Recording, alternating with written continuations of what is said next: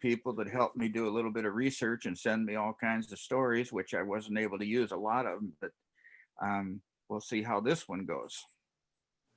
Okay, let's get started.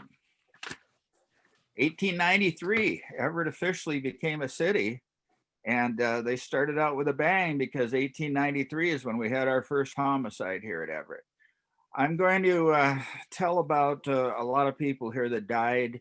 It's a long time ago. I hope that nobody out there has a relative that we say anything bad about or causes any ill feelings. This is old history, but we're going to talk about them and see how things go. 1892 in Everett was the big boom year.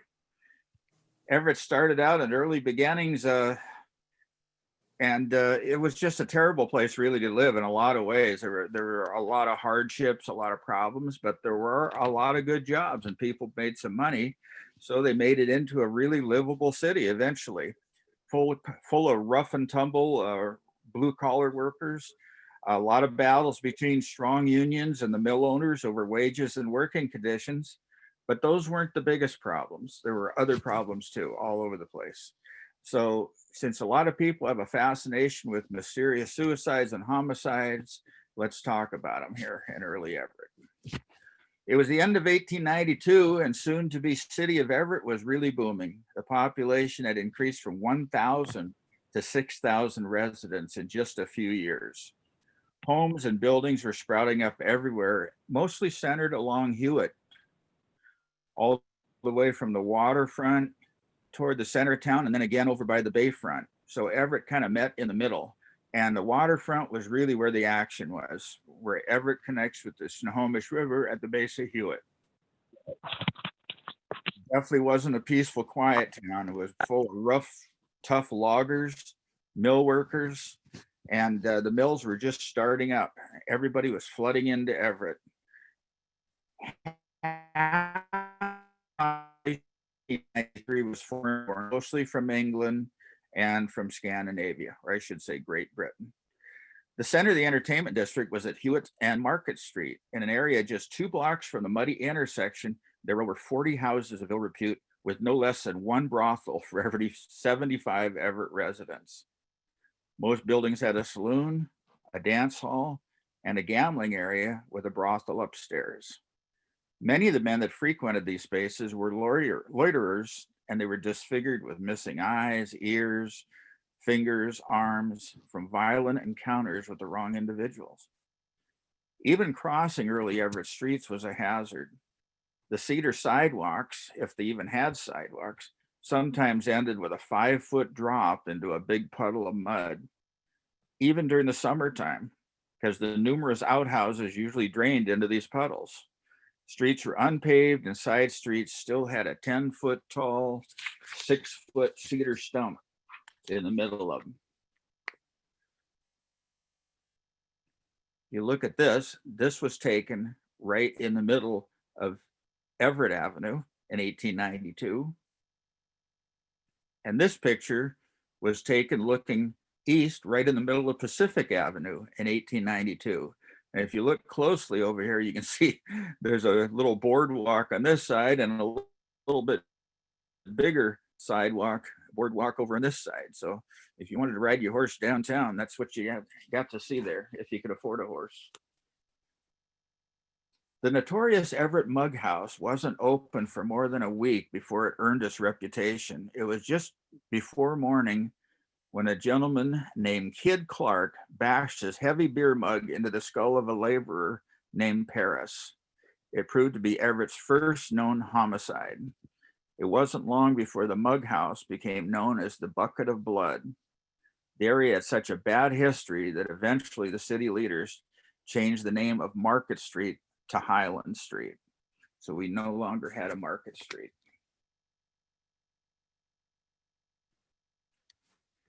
This is a later picture around 1910, and you can see what a change there was in Everett in just a matter of really less than 20 years. It's amazing. This is looking up HEWITT from the top over the Great Northern Railroad tracks, that hump on HEWITT as it crosses the tracks, looking at the wonderful streetcars, The groups of people were speculating this might have been 4th of July.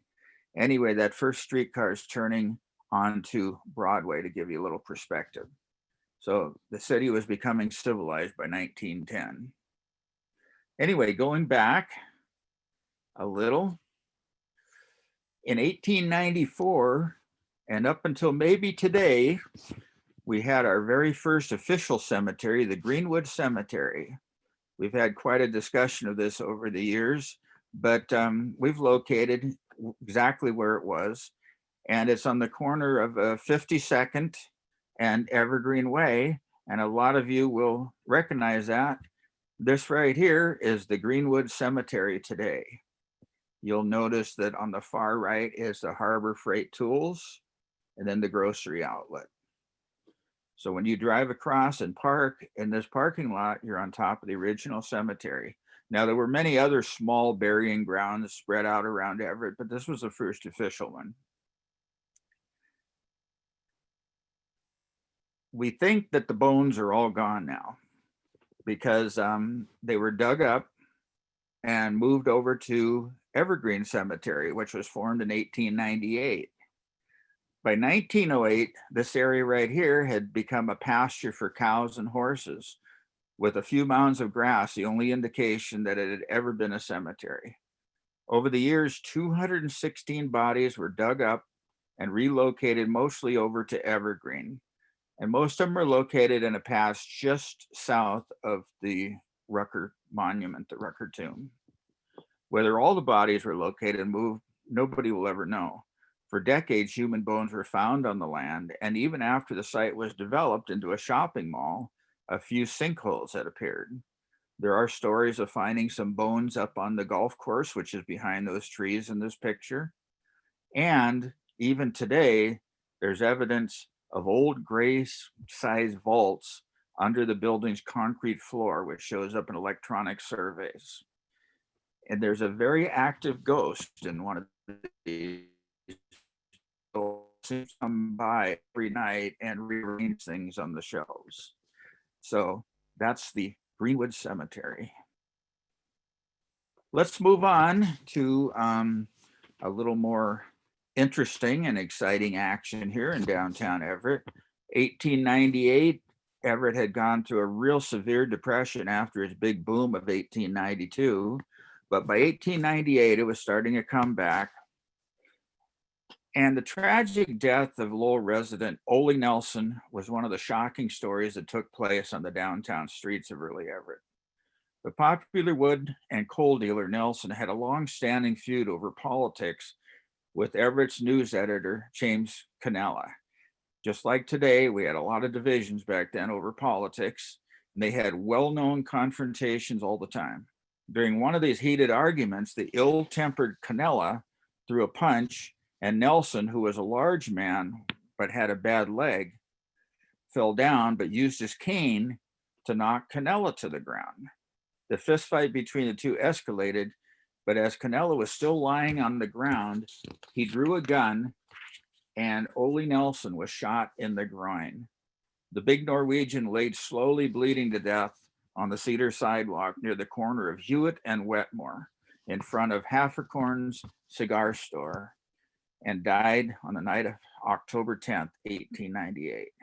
This is, of course, what it looks like today. The buildings are gone, and there's a parking lot right there. That's on HEWITT and WETMORE. CONNELLA was surprisingly acquitted in the killing by a King County jury. They had to have the jury in the trial in King County because, of course, everybody in Snohomish County was pretty severely prejudiced about it.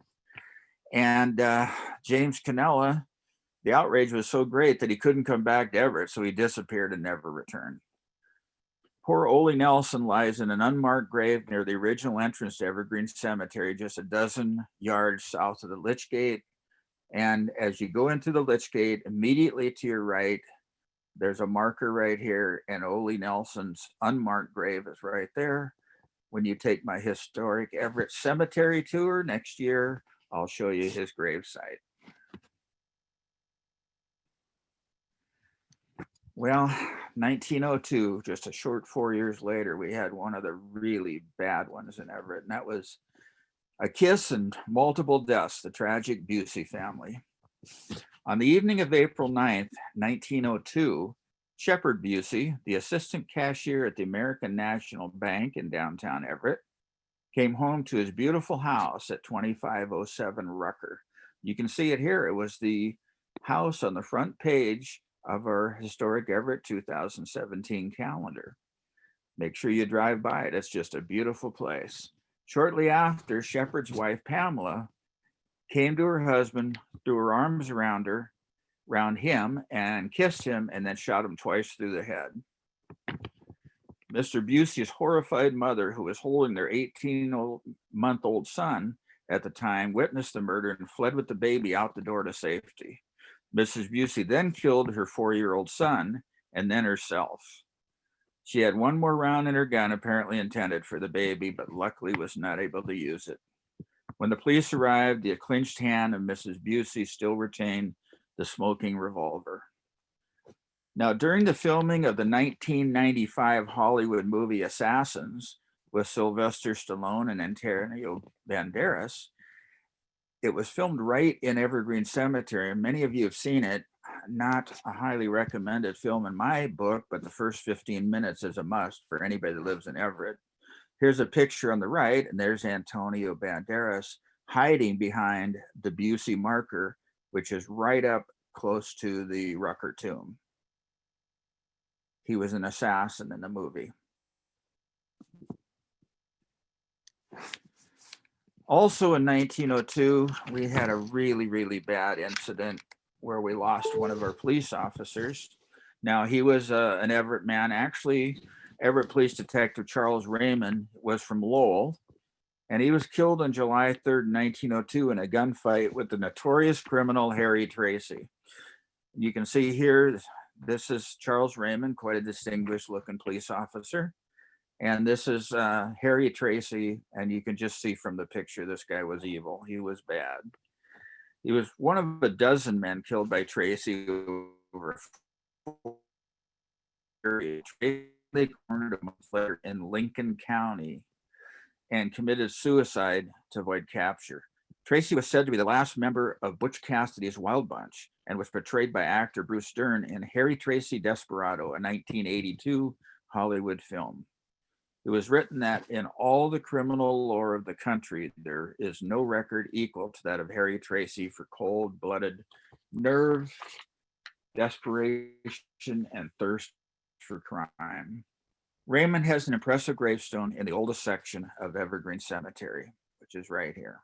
Just as you come in to the cemetery and head up the hill to the Rucker tomb, it's easy to spot. Again, 1902. This was a bad year in the history of Everett and a busy year for the police. The homicide and suicide on California and Hoyt of Peter and Rene ARENSBACH. Here's California and Hoyt today. There's no sign of any homes here anymore. Of course, this is a commercial district. Peter was the co-owner of the Tremont Saloon in downtown Everett. In the spring of 1902, he enticed an attractive French lady named Renee to follow him home from a visit to Paris. They went to New York, stayed there a while, and then came home to Everett. She was promised a great marriage and a good life. Well, Renee was a cultured lady, spoke 6 languages, and was an accomplished writer whose stories had been published internationally. Everett certainly wasn't Paris. And Renee soon was unhappy in her relationship with her new surroundings and longed for her native home of France. At 5 a.m. on the morning of October 20th, 1902, Renee woke up in her small cottage right here at California and Hoyt and proceeded to build a fire in her stove. She made a simple breakfast and wrote a passionate but sad note about her longing for her home in Paris. She left the note on her table, slowly walked upstairs to her bedroom where her husband Peter was asleep in bed, and shot him in the head with a .32 caliber revolver. Renee then went back down to her dining room, sat down, finished her breakfast, and shot herself. A few hours later, a neighbor came upon the grisly scene. The couple are buried side by side in a very peaceful setting in Evergreen Cemetery. And when you go through the cemetery, the only indication that, hey, something might be wrong is when you see a date on a marker with two people and they died the same day. Let's move on.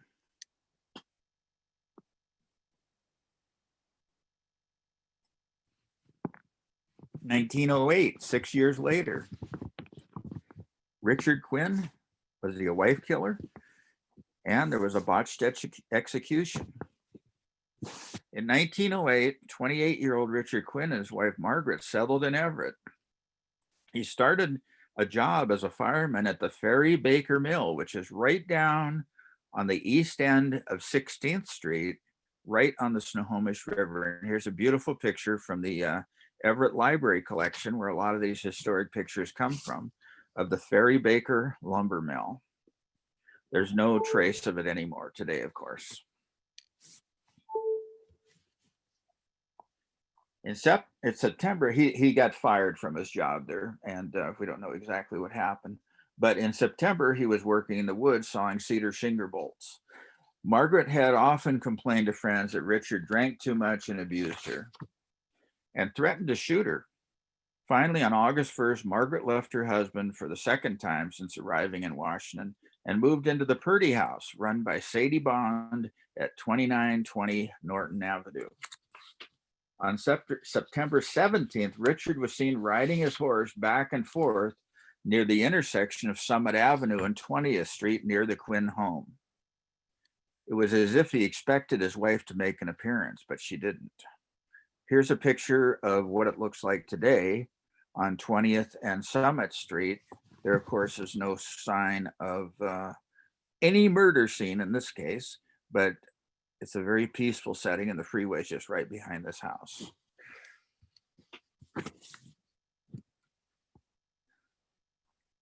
So Quinn telephoned Margaret when he got back home, since he couldn't find her, and he told her to come for her trunk,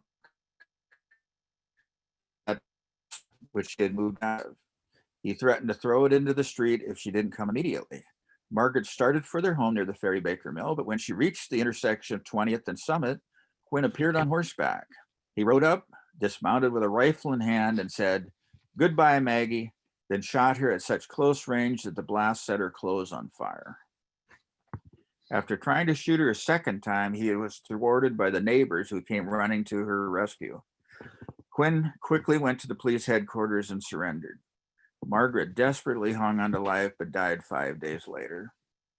Quinn claimed that the incident was an accident, and his family and close friends claimed it was self-defense on his part. Quinn was sentenced to hang and sent to the Walla Walla State Prison.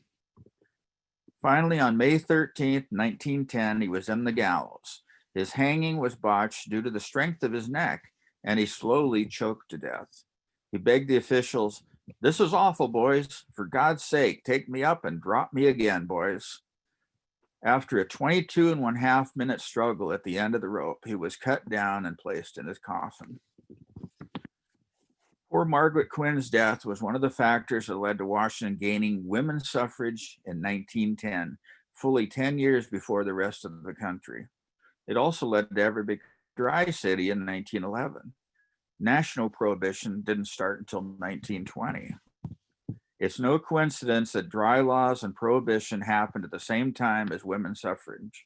It was one of the primary things that women demanded. Richard Quinn's botched execution also led to reform in Washington state.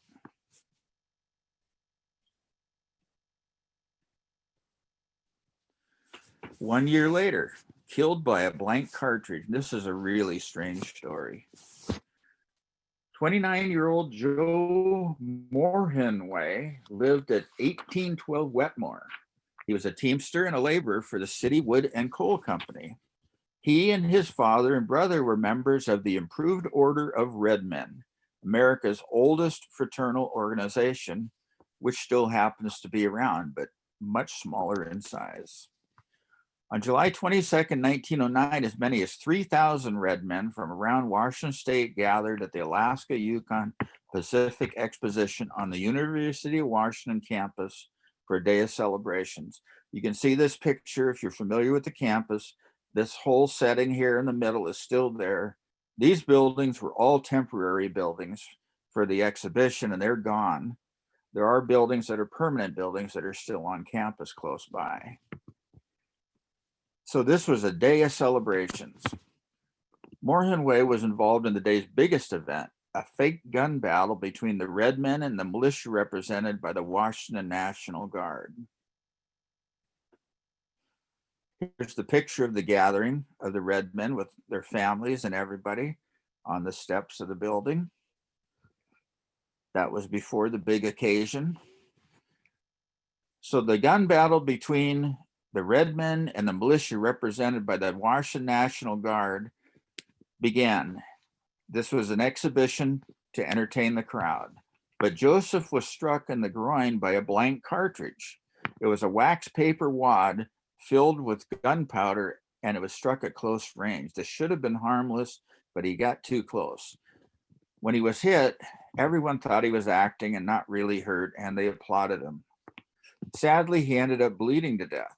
The red men erected a beautiful monument on Joseph's grave in Evergreen Cemetery in his memory. And here's a picture of the monument. It's one of the most stunning, most beautiful monuments in the entire cemetery, in my opinion. And when you find out the story of it, the history of it, you can kind of see why. The red men, of course, felt terrible about this tragedy.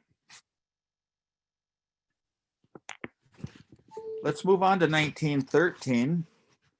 And we had another terrible murder. And once again, it's a husband killing his wife. Emma Orvilla Armstrong Schrader. Wallace Schrader was a night watchman at the Jameson lumber mill down on the Everett waterfront. Here's a picture of the Jameson mill. Nothing but pilings left. And he left his wife and 6 children in the spring of 1913. Emma later sued for divorce. On August 22nd, he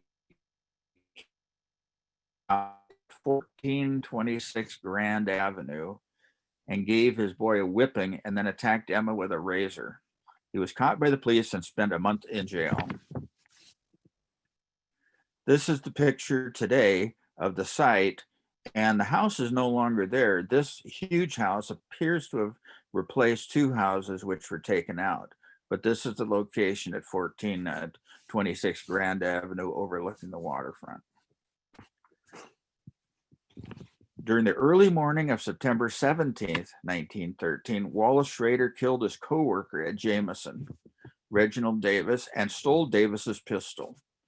Schrader then proceeded up to wife Emma's home and fatally shot her. 2 policemen who arrived at the Schrader home after receiving calls from neighbors that Schrader was threatening to kill his wife were shot and wounded by Schrader. He quickly fled the scene and hid in a shed at the rear of a residence a few blocks away on Broadway, where he was apprehended and arrested. Schrader was convicted of 2nd-degree murder and sent to the insane asylum at Cedar Woolley, Washington, where he escaped the next year and totally disappeared. He was found in New York 11 years later and brought back to Washington State, where he was sentenced to 20 to 35 years at the Washington State Penitentiary in Walla Walla. He didn't live out a sentence and is buried in the prison cemetery. Emma was survived by 6 children. The children were well cared for by members of the community.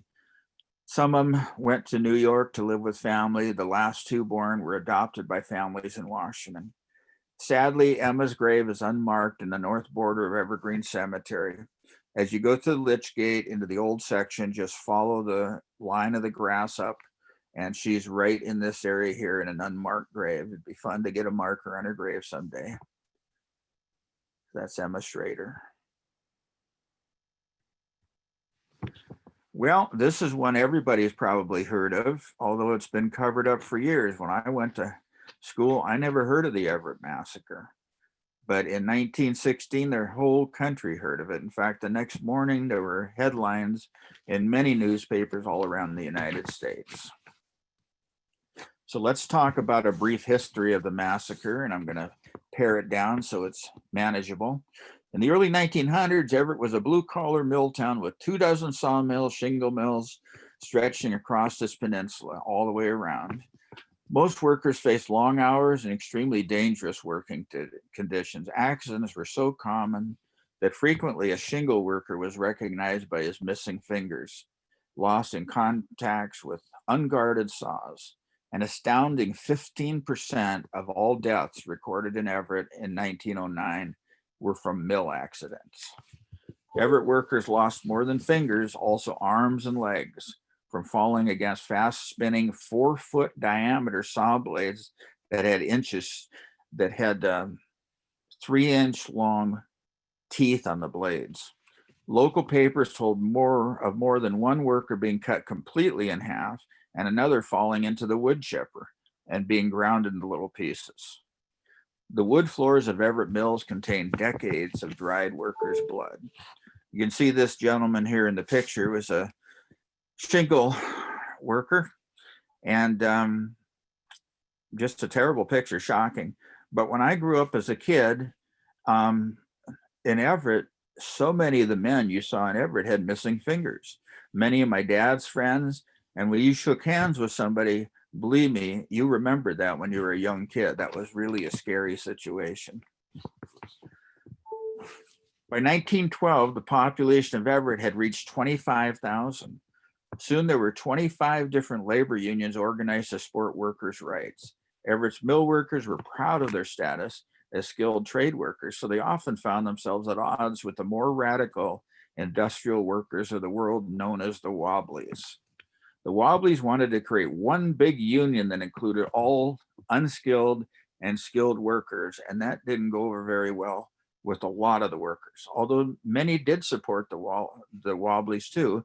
In fact, the Wobblies are still around today, but they've shrunk from astronomical numbers down to just a matter of a few thousand across the United States. Throughout September and October of 1916, groups of Wobblies, mostly from Seattle, exercising their right of free speech on the corner of WETMORE and HEWITT, were arrested and beaten by local law unrest. The corner of WETMORE and HEWITT was called the Speaker's Corner. In mid-October, 40 Wobblies were escorted by Everett deputies to Beverly Park, right where the interurban trail crosses Beverly Boulevard there, where they were brutally beaten and told to get out of town. Despite severe injuries, many were forced to walk the entire 25-mile interurban rail back to Seattle in the middle of the night. After citizen deputies forced the Wobblies soapbox speakers to run a gauntlet where some were impaled on spiked cattle guards. The Wobblies called for a mass meeting in Everett on November 5th, 1916. They said enough is enough.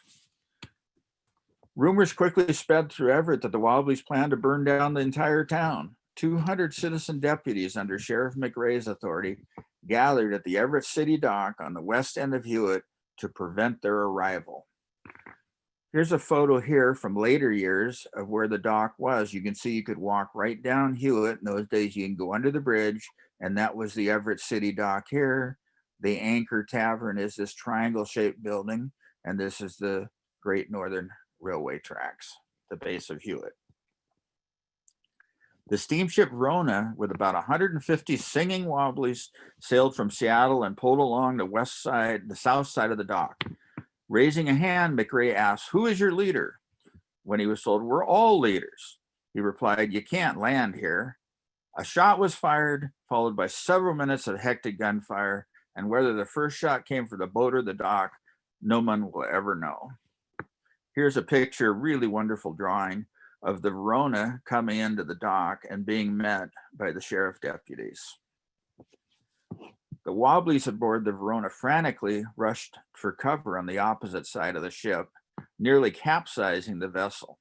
Over 175 bullets pierced the pilot house alone, and the Verona's captain, lying on the floor, struggled to back the boat away from the dock, then limped back to Seattle. The second boat, which was following the Verona, the Callista, did not even try to land. On the dock, Everett deputies Jefferson Beard and Charles Curtis lay dying, and 20 others, including Sheriff McRae, were wounded. On the Verona's deck, Wobbly's Hugo Gerlow, Abraham Rabinowitz, Gus Johnson, John Looney were dead, and Felix Barron lie dying. While the official count of Wobbly casualties was 5 dead and 27 wounded, many as 12 Wobblies probably lost their lives, but we'll never know for sure. As the Wobblies' bodies washed up on the beach during the night, they were gathered up by the deputies, weighted down with concrete blocks, and rowed out and dropped into the deep bay during the dark of the early morning fog. That's one of the darkest times in the history of Everett, the Everett Massacre. Here's a picture of Jefferson Beard, who died. And also here's the base of Hewitt, where we now, after 100 years, finally have a memorial plaque on this rock. And here's the old brick roadway for Hewitt. The Anchor Tavern would be right over here. These are the 5 death masks made out of plaster of the 5 Wobblies that died on the Verona. They were honored as heroes in Seattle and had a tremendous burial, but none of them are buried in Everett. They're all in Seattle. Let's move on to a real strange accident. Everett, of course, is surrounded by water on all sides from the bay to the river, so you were bound to have some pretty bad accidents in the water. 1917, with more and more cars on Everett's roads, the danger to drivers, passengers, pedestrians was increasing significantly. One of the most tragic early accidents occurred on March 4th, 1917, on the road from Everett to East Everett and Cavallero Hill, which is now known as the Highway 2 Trestle. The highway was built from the east end of Everett Avenue originally, and it went across the Snohomish River on a wooden bridge and trestle. And you can see from this early picture here, this is Everett Avenue, and here's the bridge, the old wooden bridge coming across.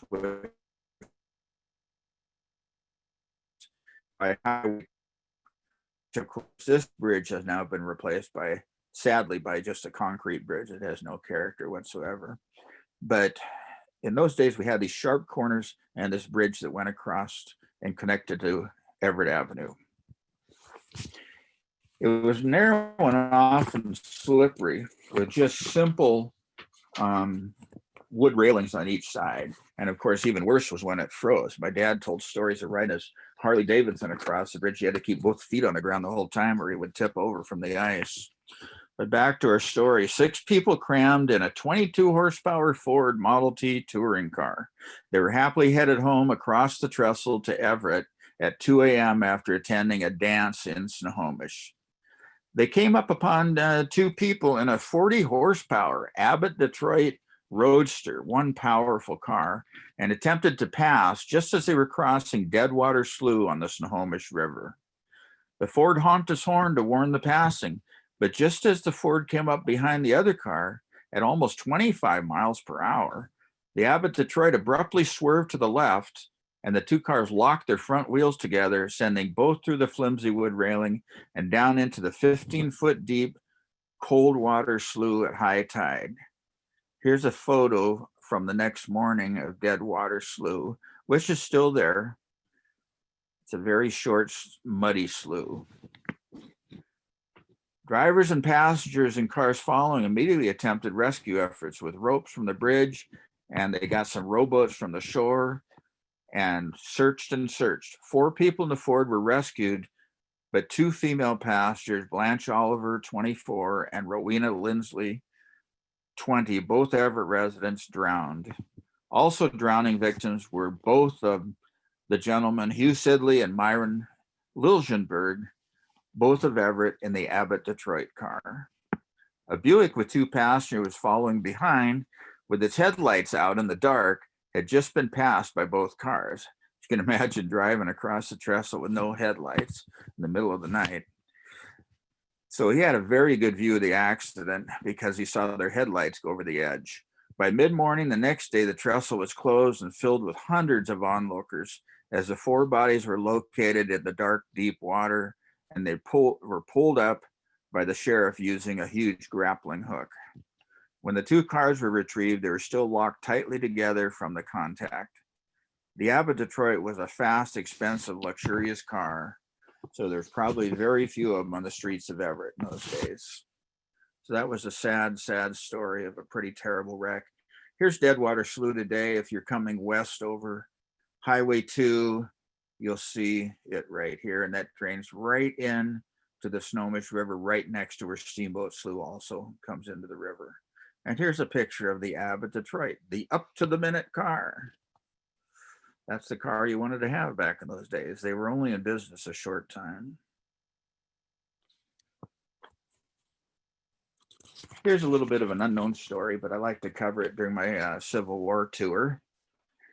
1919, Daniel Bennett enlisted in the 7th Michigan Infantry in August of 1861. Private Bennett was wounded in the mouth during the Battle of Fair Oaks, Virginia. He was also wounded again in May of 1864 during the Battle of Spotsylvania Courthouse, Virginia. This wound was serious, with a rifle ball passing through his right shoulder, fracturing the clavicle and scapula bones. He was granted a medical discharge in April of 1865. Bennett worked as a farmer after the war, and he and his wife Margaret and daughter Mabel settled in Everett in 1910. Over 150 Civil War veterans are buried in Evergreen Cemetery. And how do we get so many? Well, after the war, eventually they retired and came up and settled with relatives or friends or whatever up in the Northwest where they died. Tragically, Daniel Bennett was walking the streets on November 1919 on a wet night. The aging Bennett stepped off the curb on the corner of 20th and Broadway. Right here is what it looks like today. 20th and Broadway, and is struck by a car driven by Fire Chief L. Taro, right here. Bennett's legs were both broken. One arm was fractured. He suffered a scalp wound and internal injuries, which led to his death. Fire Chief Taro, who was absolved of any wrongdoing, 4 years be involved in one of the strangest accidents in Everett's history, which we will talk about shortly. And here's Bennett's gravesite, along with his wife's in Evergreen Cemetery. 1920, killed in a gun duel on Colby, the tragic John Fox shooting. Charles Harris was a crack shot and a highwayman. He robbed 2 individuals walking on the 3400 block of Broadway. That's pretty close to where Compass Health is today. And that was on the evening of November 23rd, 1920. Popular Everett policeman John Fox, called along with Detective Al Miller, stopped on 34th and Colby to hail a suspicious-looking man for questioning. Fox stepped out of the police car and called to the man, and was met with a barrage of 6 shots from a heavy .45 caliber pistol. The badly wounded Fox fired back to no avail and fell back into his car as the suspect Harris fled the scene. Fox muttered, "He's got me, take me to the hospital." As virtually the entire police department went on a manhunt, Officer Fox died on the way to Providence Hospital. He was the 3rd police officer killed in the line of duty in the city of Everett. On his late night run through Pinehurst in South Everett,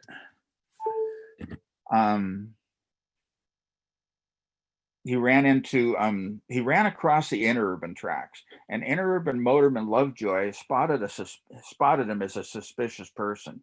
He was scampering across the tracks into the nearby bushes. The observant Lovejoy quickly notified the police, who shortly after arrived on the scene. Harris was finally apprehended farther south, just north of the Martha Lake interurban station. He confessed to the crime and was sentenced to life in prison in the Walla Walla State Penitentiary. Well, Officer Fox, as we stated, was very popular. And here's a scene from his funeral with all the flowers. He's in Evergreen Cemetery. And again, he's on my cemetery tour usually. Officer Fox's funeral was a few days later, and it was attended by an astounding 1,000 people, the largest ever held in Everett. A parade up Broadway to the cemetery included fully uniformed firemen, policemen, members of the Eagle Lodge, and members of the Oddfellows, and 38 cars coming in through the Lich Gate on the north end of the cemetery.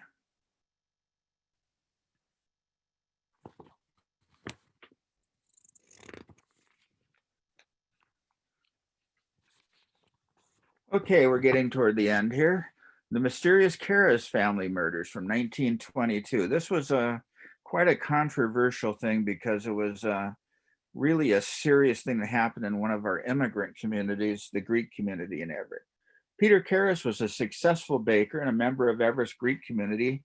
He drove his delivery truck down Munkotil Boulevard on the evening of July 25th, 1922. He was making a delivery of 46 pounds of sugar, yeast, and raisins to a secluded spot down one of the heavily wooded gulches. And why he was going there, I don't know. Between Everett and Munkotil, these gulches were known for their moonshining stills. Karras never returned to his bakery at 2803 Hewitt. This is a Munkotil Boulevard just as it comes out of Forest Park.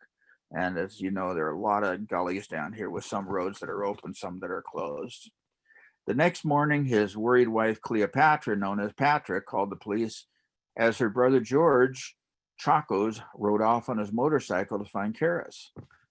Chacos finally located the abandoned truck, and two bootleggers who happened to be in the area summoned the police after finding Karras' bullet-riddled and blood-soaked body lying in the woods. No suspects were ever found, and the case went cold and was soon forgotten. 8 months later, firemen were called to a shack behind the Everett Home Bakery, which is now operated by Patra Karras. And this is where the Everett Home Bakery was here on 2803 Hewitt today. There's nothing left of it. These modern buildings, or more modern buildings, are there.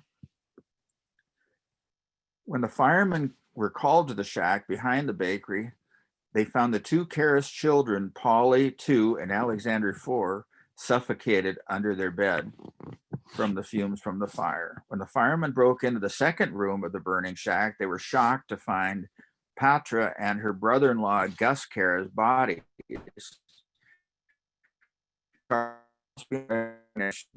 Charles Fickle determined that their skulls had been smashed in by a hammer before the fire. The police were baffled by the murders and could get no help at all from the Greek community. But when searching through Patra's belongings, they were surprised to find a bunch of love letters and also letters with demands for money and threatening her life from a Morton, Washington resident named George Denis. Well, Denis was soon apprehended and charged with all the murders. The case took an even stranger twist when it was found that Denis was Patra's previous lover. She was unhappy with her marriage to her late husband, Peter, and Patra more than likely had hired someone, quite possibly Denis, to kill her husband so she could marry Denis. Denis, though, used the info on Peter's murder to extort money from his former lover, Patra. The episode deteriorated into a situation whereby Denis killed Patra and Gus and unintentionally the two children. Denis was sentenced to life in prison, but was released after only 20 years. He moved to Seattle and quickly began harassing the surviving members of the Karras family. A court order eventually banned him from Western Washington, and he eventually died in in Yakima in 1964. At the time, he was still claiming that he was innocent. Okay, we got a couple more and we're done here, so hang on. Let's talk about one of the strangest things that ever happened on the streets of Everett, in my opinion, the tragic false alarm. This is 1923 now. The late evening darkness of October 29th, 1923, fire engine number 1 with its siren screaming was charging at high speed west on Hewitt from the Everett Fire Department Riverside Station on Maple Street. At the same time, the fire chief's roadster was coming north, traveling at high speed on southern part of Colby. Both were responding to a house fire alarm up on 9th and Grand Avenue. Suddenly at HEWITT and COLBY, there was a terrible screeching sound of metal crashing against metal. The crash was heard for blocks. As the fire engine came rounding the corner, the fire chief's roadster ran into the side of the fire engine. Well, the firemen, unfortunately, were injured, were scattered around the street like rag dolls. Their badly damaged fire engine continued and slammed into the plate glass window of Brewster's cigar store in the southwest corner of HEWITT and COLBY. Many people today remember that it was the site of Woolworths in our younger days. The chief's streamlined roadster landed 75 feet down the hill west on HEWITT. Here's a picture of the fire engine, and this is Lieutenant Boyle, who died in the accident. Boyle was hurled from the fire engine into a metal light pole and died shortly after at Providence Hospital. Captain Taro, riding next to his driver, in this picture right here, in this roadster, and there's Taro, was badly injured and died 12 days later. In a very sad and strange coincidence, former Everett fire chief and current brick contractor Daniel Michel, 59, a bystander, standing on the curb in front of the cigar shop with friends, also died from his injuries. It was a miracle that others were not hurt. They're all, two of them are buried together. Here is Taro's grave and Boyle's grave at the Firemen's Relief block here in Evergreen Cemetery. Very well maintained. The firemen take care of it every year. And of course, the fire call proved to be a false alarm. But the coincidence of them hitting together at the intersection and having a former fire chief standing there and dying along with them is very, very strange indeed.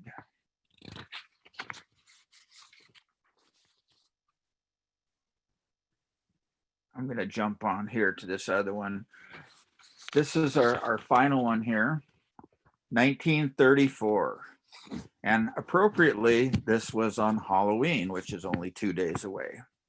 In 1934, Henry Young, the Halloween killer who got away with it. Eleanor Vogel was just 8 weeks old in her mother's lap upstairs in her family's bakery at 2101 Colby Avenue. 32 caliber semi-automatic pistol barked twice. The first shot went into the floor. The second pierced her father, William Barrig's, heart. He died within minutes. Powder burns on his shirt and right hand offered evidence that the hardworking German immigrant had wrestled with his gunman. The cash register was knocked to the floor, and one of the men lost his checkered cap while fleeing the shop. That dark Halloween night proved to be an ally in their escape. A baker working in the back of the shop heard the robbers' demands for money, but he thought it was a Halloween prank. The case baffled police. They arrested and released 6 people, all with airtight alibis, and soon the case went ice cold and was forgotten. Barrig's widow returned to her family in Germany. Over the next 75 years, their daughter Eleanor, who was the baby, often wondered who killed her father in Everett. Henry Young was a bank robber, burglar, kidnapper, and killer, an all-around bad guy whose intelligence and cunning frightened prosecutors and exasperated prison officials. A prison report labeled Young one of the most cold-blooded prisoners in Alcatraz. Young had a flair for sensational trials. He twice faced the death penalty and lived to tell about it. His life at Alcatraz reached the big screen in the 1990s in the 1995 movie Murder in the First, starring Kevin Bacon, who turned Young into a martyr for mistreated prisoners. Another case of Hollywood changing a whole story. As Young spent time in Alcatraz for one of his many crimes, he planned an escape in January of '39. He and his partner made it to the water, but their driftwood raft broke apart and Young landed back in solitary confinement. That August, Young stabbed and killed another inmate and was charged with first-degree murder. In 1943, after a few years of studying the Bible, he asked for permission to visit with a priest. He also wrote a letter to the Snohomish County prosecutor and confessed the role in Barrig's murder after all those years. Well, Young received a life sentence, but he was released in March of 1972. Within 2 weeks, his parole was revoked and he disappeared. His fate is still a mystery. The State Department of Corrections declared him dead in 1999. Well, the baby, 75-year-old now, Eleanor Berrig Vogel, returned to Everett where her life began. She visited 2101 Colby Avenue and studied the outside of the old bakery, which is now a florist shop. She later gathered information about her family history with the help of the Everett Public Library Northwest Room, and she found out all about her killer. She never knew about it. I finally saw that face, she said. I thought my dad must have looked into that face. It wasn't very pleasant. Vogel was right. Henry Young had killed her father for only $10. And here's the location today up on North Colby. Well, let's just do one more and then we're done here. How's that? Death in the dark water of Port Gardner Bay, Inspector Ray Porter. Inspector Porter came to visit the waterfront down at the Weyerhaeuser dock site, and he was checking on a Greek ship with immigrants to make sure everybody was legitimate. Well, he got there early in the dark and he went up and had breakfast in Everett. After a short time, he went back down to the dock. Well, nobody ever saw Roy Porter. He never showed up to inspect the ship. His partner came up from Seattle, who was another inspector, and did his job and couldn't figure out what happened. Well, somehow Roy Porter got mixed up in the darkness of the early dawn and drove the wrong road out on the dock. There were no railings or anything, and he ended up driving his Ford right into the water. And there's a picture of his car. And that was sadly a drowning, and just one of very, very many that have taken place over the decades in Everett. People drive off the boat launch, people have even driven off the ferry, and people have driven off docks. So there's his car being hauled out, and there's Roy Porter. Okie doke, that's what I've got. And we are done with the slideshow.